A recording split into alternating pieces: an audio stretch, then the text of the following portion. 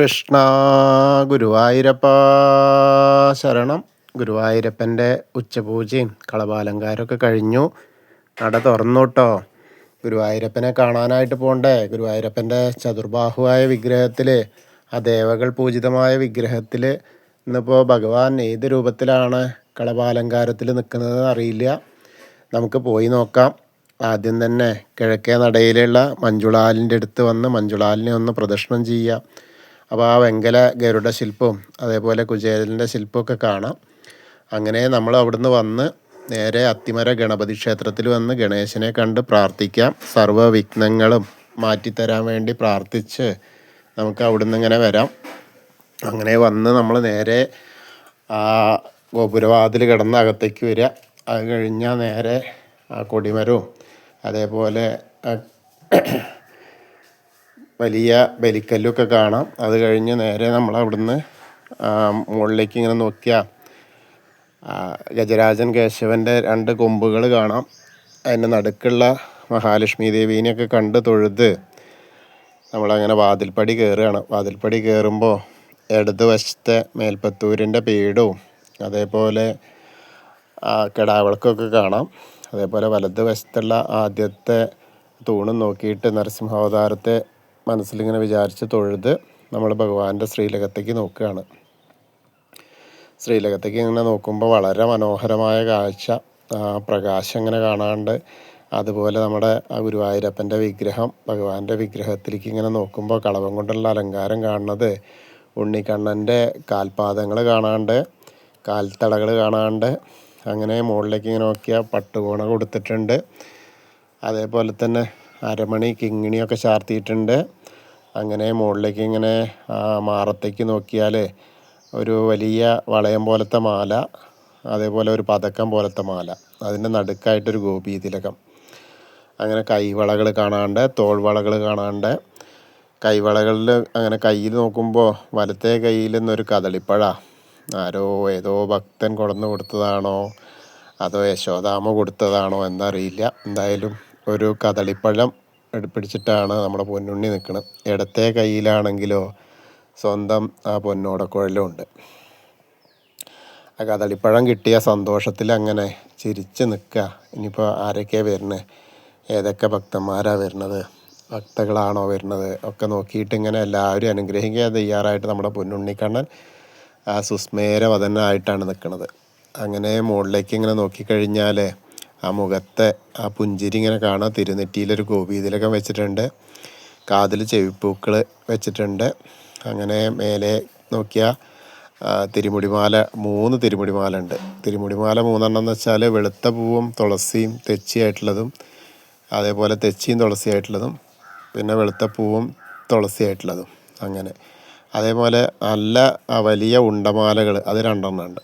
അതും എങ്ങനെയാ വെച്ചാൽ തെച്ചി തുളസി വെളുത്ത പൂവ്, തെച്ചി തുളസി വെളുത്ത പൂവ്, അതേപോലെ തന്നെ ഏകദേശം അതേമാതിരി തന്നെ 2 നല്ല കട്ടിയുണ്ടെന്ന് മാത്രം. അപ്പോൾ നമ്മളെല്ലാവരും ഭഗവാന്റെ ശ്രീലകത്തേക്ക് നോക്കിയിട്ട് സോപാനപ്പടിയിൽ നിൽക്കുകയാണെന്നിങ്ങനെ മനസ്സുകൊണ്ട് വിചാരിച്ചോളൂ. എല്ലാവരുടെയും മനസ്സ് ഇപ്പോൾ ഗുരുവായൂരപ്പൻ്റെ സോപാനപ്പടിയിലാണ്. സോപാനപ്പടിയിൽ നിന്ന് ഭഗവാന്റെ ശ്രീലകത്തേക്ക് നോക്കുകയാണ്. ആ ഗുരുവായൂരപ്പൻ്റെ ചതുർബാഹുവായ വിഗ്രഹത്തിൽ കാണുന്ന ആ ഉണ്ണിക്കണ്ണൻ്റെ ആ കളഭാലങ്കാരം, ആ കദളിപ്പഴം പിടിച്ച് ആ പൊന്നോടക്കുഴലും പിടിച്ച് നമ്മളോട് ചിരിച്ച് നിൽക്കുന്ന ആ പൊന്നുണ്ണിയെ ഇങ്ങനെ മനസ്സിൽ ഓർക്കുക, നന്നായിട്ട് പ്രാർത്ഥിക്കുക. അങ്ങനെ പ്രാർത്ഥനയൊക്കെ കഴിഞ്ഞ് അവിടുന്ന് ഇറങ്ങിയ നേരെ അഗ്നികോണിലുള്ള ബലിക്കല്ലും അതേപോലെ തിടപ്പള്ളി ഒക്കെ കണ്ട് തൊഴുത് പിന്നെ ചുവരിൻ്റെ മുകളിൽ ആലിലക്കണ്ണനെയും അതേപോലെ ഗ്രില്ല് കഴിഞ്ഞ സപ്തമാതാക്കളെയും ഒക്കെ തൊഴുത് നമ്മളിങ്ങനെ ഗണേശൻ്റെ അടുത്തേക്ക് വരികയാണ്. ഗണേശനെ കണ്ട് പ്രാർത്ഥിക്കാം. ഏകദന്തം മഹാകായം തപ്തകാഞ്ചന സന്നിഭം ലംബോദരം വിശാലാക്ഷം വന്ദേഹം ഗണനായകം. അത് കഴിഞ്ഞ് സരസ്വതി അറിയിക്ക് നോക്കുക, സരസ്വതി ദേവീനെ പ്രാർത്ഥിക്കാം. സരസ്വതി നമസ്തുഭ്യം വരദേ കാമരൂപിണി വിദ്യാരംഭം കരിഷ്യാമി സിദ്ധിർഭവതു മേ സദാ. അങ്ങനെ തൊഴുത് ഇറങ്ങിയിട്ട് നേരെ നമ്മൾ ആ കോർണറിലുള്ള ചെറിയ ഗണേശനെ ഒന്ന് തൊട്ട് തലോടാം. പിന്നെ മത്സ്യം, കൂർമ്മ, വരാഹം, നരസിംഹം വരെയുള്ള രൂപങ്ങളൊക്കെ കണ്ട് തൊഴുത് ആ മേൽശാന്തിര അവിടുന്ന് അർച്ചന പ്രസാദമൊക്കെ വാങ്ങി വാമന രൂപവും ഗജേന്ദ്രമോക്ഷത്തിൻ്റെ രൂപമൊക്കെ കണ്ടു തൊഴാം. പിന്നീട് അങ്ങനെ അനന്തശായിയായ അനന്തപത്മനാഭനെയും കണ്ടു തൊഴുത് ഗരുഡാരൂഢനായിരിക്കുന്ന മഹാവിഷ്ണുവിനെയൊക്കെ കണ്ടു തൊഴുത് നമ്മൾ നേരെ ശ്രീകോവിലിൻ്റെ പുറകുവശത്ത് വന്ന് സാഷ്ടാംഗം നമസ്കരിക്കുക. നമസ്കാരമൊക്കെ കഴിഞ്ഞ് മുകളിലേക്ക് ഇങ്ങനെ നോക്കിയാൽ ആ ഉഗ്രരൂപിയായ നരസിംഹത്തെ കാണാം. അദ്ദേഹം നമ്മളെ ഇങ്ങനെ അനുഗ്രഹിക്കാൻ നിൽക്കുകയാണ്. അത് കഴിഞ്ഞാൽ ബാക്കിയുള്ള ദശാവതാര വിഗ്രഹങ്ങൾ ശ്രീരാമചന്ദ്രനും ബലരാമനും ഭാർഗവരാമനും ശ്രീകൃഷ്ണനും ഒക്കെ കണ്ടു തൊഴാം. പിന്നീട് നമ്മൾ മുരുകനെയും കണ്ടു തൊഴുത് ഹനുമാൻ സ്വാമിയുടെ അടുത്ത് വന്ന് ഹനുമാൻ സ്വാമിയെ കണ്ട് പ്രാർത്ഥിക്കുക. ത്വമസ്മിൻ കാര്യനിര്യാഗേ പ്രമാണം ഹരിസത്തമ ഹനുമാൻ യജ്ഞമാസ്തായ ദുഃഖക്ഷയകരോ ഭവ മനോജവം മാരുതതുല്യവേഗം ജിതേന്ദ്രിയം ബുദ്ധിമതാം വരിഷ്ടം വാദാത്മജം വാനരയൂതമുഖ്യം ശ്രീരാമദൂതം ശിരസാ നമാമി. ബുദ്ധിർബലം യശോധൈര്യം നിർഭയത്വം അരോഗത അജാഡ്യം വാക്പടുത്വം ഹനുമസ്മരണാത് ഭവേത്. ഓം നമോ ഭഗവതേ ആഞ്ജനേയായ മഹാബലായ സ്വാഹ. അങ്ങനെ ഹനുമാൻ സ്വാമിയെ കണ്ടു തൊഴുത് പിന്നെ രാധാകൃഷ്ണ വിഗ്രഹവും കാളിയമർദ്ദൻ രൂപവും വെണ്ണക്കണ്ണനെയൊക്കെ കണ്ടു തൊഴാം. അതിന് ശേഷം നമ്മൾ ആ ഓവിൻ്റെ അവിടെ വന്ന് പ്രാർത്ഥിക്കാം.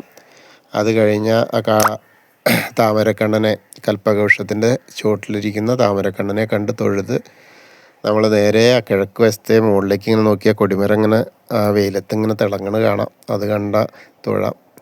പിന്നീട് മണിക്കിണറും നൃത്താറിയും അതേപോലെ തന്നെ മേൽപ്പത്തൂരും കുറൂരമ്മയും വസുദേവരെയൊക്കെ കണ്ടു തൊഴുത് നാരദരെയൊക്കെ കണ്ടു തൊഴുത് വടക്കേ നടയിൽ കൂടെ പുറത്തേക്ക് വരാം. എന്നിട്ട് അങ്ങനെ വന്ന് നമ്മൾ നേരെ പ്രസാദ കൗണ്ടറിൻ്റെ അവിടെ നിന്ന് ചന്ദനവും തീർത്ഥമൊക്കെ വാങ്ങാം. അതിനുശേഷം നമ്മളിങ്ങനെ ഇടത്തരികത്തുകാവിലെ ഭഗവതിയെ കാണാനായിട്ട് പോവാം. ഭഗവതിയുടെ താലപ്പൊലി വരുന്നു അടുത്തത് കേട്ടോ, മറക്കണ്ട.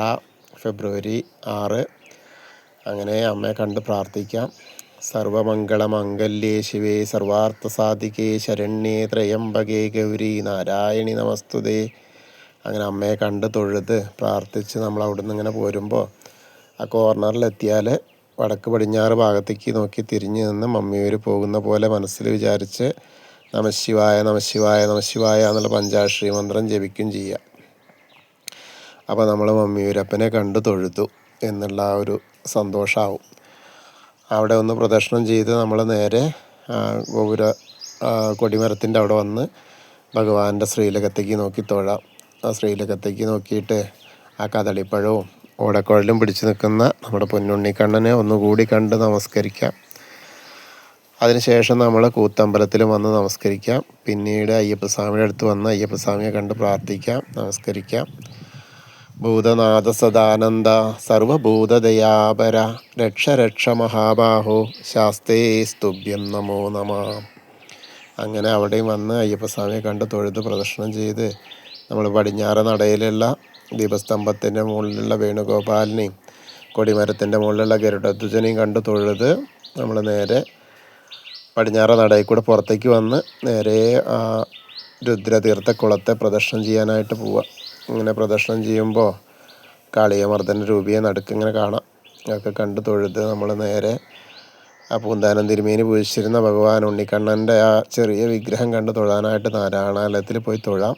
പിന്നീട് ഭഗവതി നടയിലും നമ്മുടെ കിഴക്കേ വലിയ ദീപസ്തംഭത്തിൻ്റെ അവിടെ വന്ന് ഒന്നുകൂടി ഭഗവാന്റെ ശ്രീലകത്തേക്ക് നോക്കി തൊഴുത് നമ്മൾ തെക്ക് ഭാഗത്തേക്ക് വന്ന് കൂവളത്തെ ഒന്ന് പ്രദക്ഷിണം ചെയ്യാം. പ്രദക്ഷിണം ചെയ്യുമ്പോൾ മഹാദേവനെയും പാർവതീദേവിയെയും മനസ്സുകൊണ്ട് ഇങ്ങനെ സ്മരിക്കുക. അപ്പോൾ അവരുടെ അനുഗ്രഹം നമുക്ക് കിട്ടും. അപ്പോൾ നമ്മൾ ഇന്നത്തെയും ഗുരുവായൂരപ്പൻ്റെ ഉച്ചപൂജയും കളഭാലങ്കാരം കണ്ടു തൊഴുതു. എല്ലാവർക്കും ആ ഗുരുവായൂരപ്പൻ്റെ അനുഗ്രഹം ലഭിക്കും. കൃഷ്ണായ വാസുദേവായ ഹരയേ പരമാത്മനെ പ്രണതക്ലേശനാശായ ഗോവിന്ദായ നമോ നമ. ഹരേ കൃഷ്ണ. ഗുരുവായൂരപ്പാ ശരണം.